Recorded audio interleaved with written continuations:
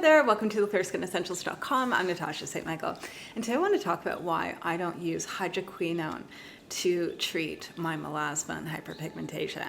So I've been doing a lot of videos lately talking about hyperpigmentation and products I've been using to treat it. I developed melasma 3 times in my life, okay? 3 times over the past 10 years I've had bouts of hyperpigmentation, okay?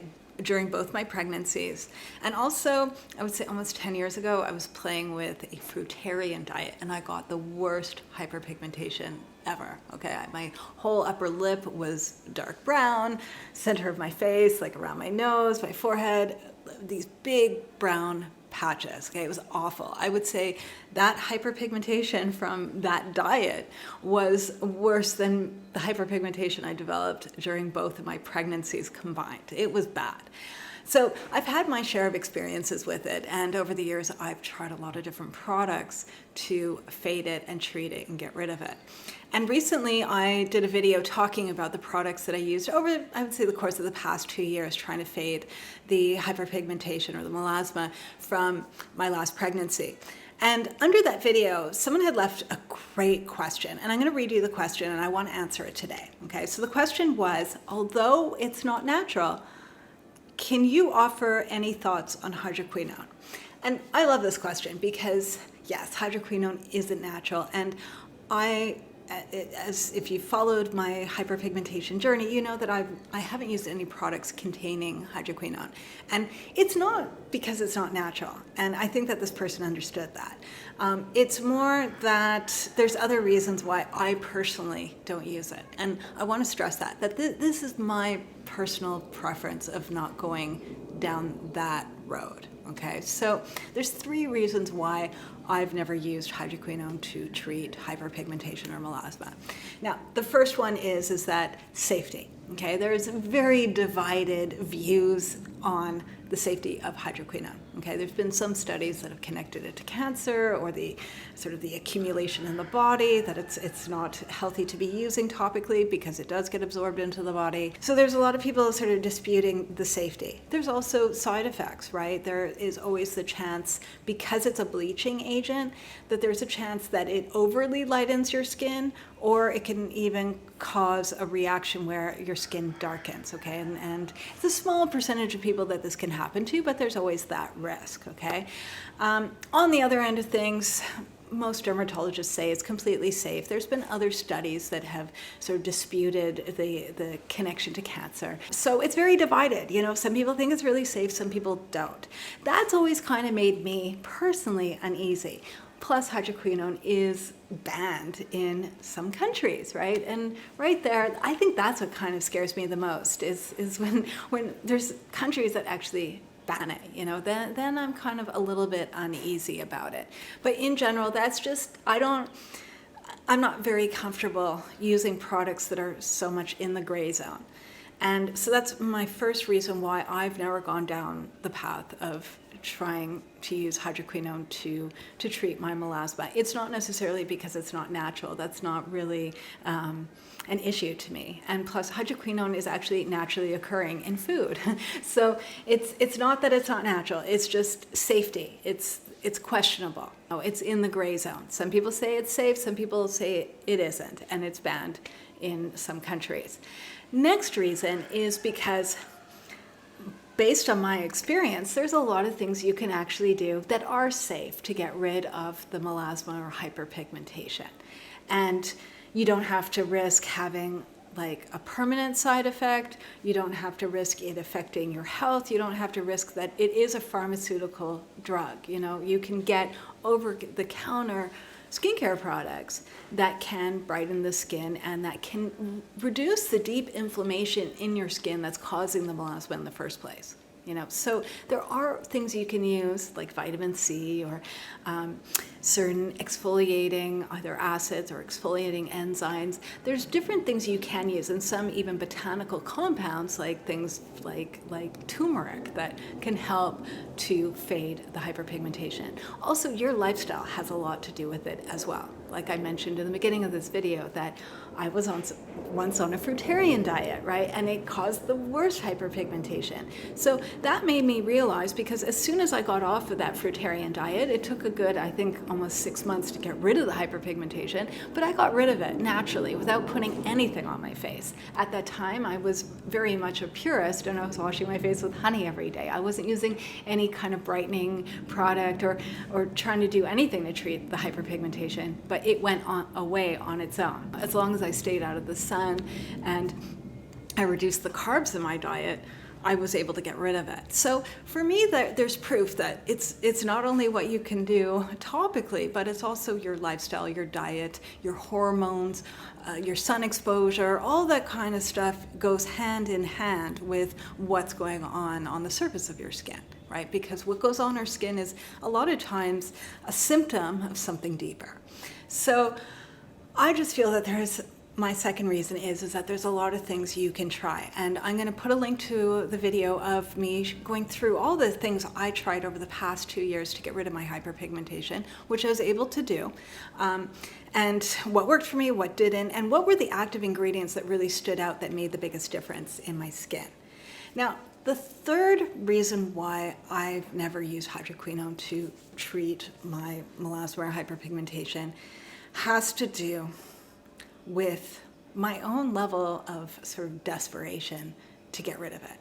So when I look at my melasma, my hyperpigmentation, and those times where I've gone through it and had it on my face, it didn't affect my self-esteem or my self-worth like acne affected my self-worth and my self-esteem.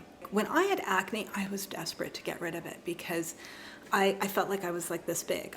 When my acne was so bad, I didn't like people looking at me. I didn't want to, when my skin was bad, I didn't want to go out of the house. I was too uncomfortable even to be around my parents. You know, I hated my skin, and it affected my self-worth, it affected my confidence, it affected everything in my life. You know, at times I didn't want to have a social life. I didn't want to be around people. I didn't want people looking at me. And it made me depressed. It made me just insecure. It just made me feel terrible about myself. And I was desperate to get rid of acne. But when I compare what I felt like and went through with that compared to what I've gone through with melasma and hyperpigmentation, I don't like the hyperpigmentation at all, but it doesn't make me feel like this. It doesn't make me feel like I have to cancel my plans because I don't want people to see me. I feel like I can get on with my day-to-day life. I'm not depressed over it. It's not affecting my mental well-being. And so how I see it, it's like when I had acne, right? Especially in my teens and my 20s, I was so desperate to get rid of it. I was on antibiotics for like round after round after round. I was on the pill for like 10 years. It never helped my acne, but I stayed on it hoping one day it would, okay? I did tretinoin, I did like Retin-A, right? I did Differin, I did Proactive, I did prescription strength benzoyl peroxide and salicylic acid and like all of this stuff. I did everything but Roaccutane. And because I needed to get rid of the acne, it is killing me. And the sad thing is that none of that stuff helped. None of it worked. It made my health worse. Okay, like by my mid-20s, I was diagnosed with polycystic ovarian syndrome. I had problems with my digestive system. I had problems, like just my overall health was awful, right? I wouldn't get because I was on the pill for 10 years, it took I'd get my period once every 2 to 3 years. I had cysts covering my ovaries. And some doctors would say, you know what, that pill you were on for so long either was causing you to have all these hormonal and reproductive issues, or it was masking it that I never knew while I was on the pill that I was having these problems. Looking back at that, it was awful, and it didn't even help my acne. You know, and it was only until I was able to go on a super strict raw food diet, I cleared up my skin from being super strict on healthy diet, plus using a minimal skincare routine, and that's what ended up clearing up my skin. At the same time, my drive to actually be so committed to like eating so super healthy and being kind of like on a deprivational diet to clear up my skin was I was so desperate to get rid of that acne. And so that kind of energy and that drive and that just like, I can't go another day, I never felt like that with the hyperpigmentation. I didn't like it, but I wasn't so desperate that I needed to go and see a doctor and get a prescription for hydroquinone. Just no. Now, you might be watching this and say, I can relate to this. How you feel about your acne is how I feel about my hyperpigmentation. I understand. The degree of hyperpigmentation you have might be a lot worse than what I had, or affecting your self-esteem and your daily life and your social life and all of that. It might be that you look in the mirror and that's all you see every day and you're just like, I'm desperate to get rid of the hyperpigmentation. I need to get rid of it and I'm willing to try anything.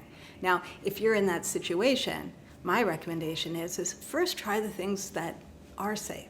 If you feel like you need to go down the hydroquinone route, then do it, but work with the doctor, make sure that you're being monitored, work hand in hand with someone with that, because you just want to make sure you don't have those side effects. And I don't want to sit here telling someone what they should and shouldn't do, because every person is different, but I just want to share that if something is bothering me so much, I'm going to go out and find a solution for it. If something is kind of like, I can live with it, then I can take my time to find the solution, and then maybe I'm more willing to try different things. And that's what I felt with the melasma, was I didn't like seeing it every day, and some days it was darker than others, some days it felt like it was getting worse. But it never was a wall in my life that I was like, I hate this and I hate myself for having this. It's always been, I don't like this, but I'm gonna get rid of it, and I'm willing to try all these different products and enjoy this journey of getting rid of it. And that's kind of how I went about it, that I didn't really feel a need to be using ingredients or products that I didn't feel 100% safe with. And that's kind of why I just never went down the hydroquinone route. All right, so that's my answer to your question. And yeah, I'd be interested in hearing what you guys think. If any of you have had experiences using hydroquinone and it working for you and that everything was great, or have you had a bad experience using it? Because I've never used it, that I really can't say like, is this good or is it bad? I don't know. You know, I just know that I feel a little bit uneasy about it. All right, so wishing you a fabulous day. And if you enjoyed this video, please like it, please subscribe, and I'll see you again soon. Bye.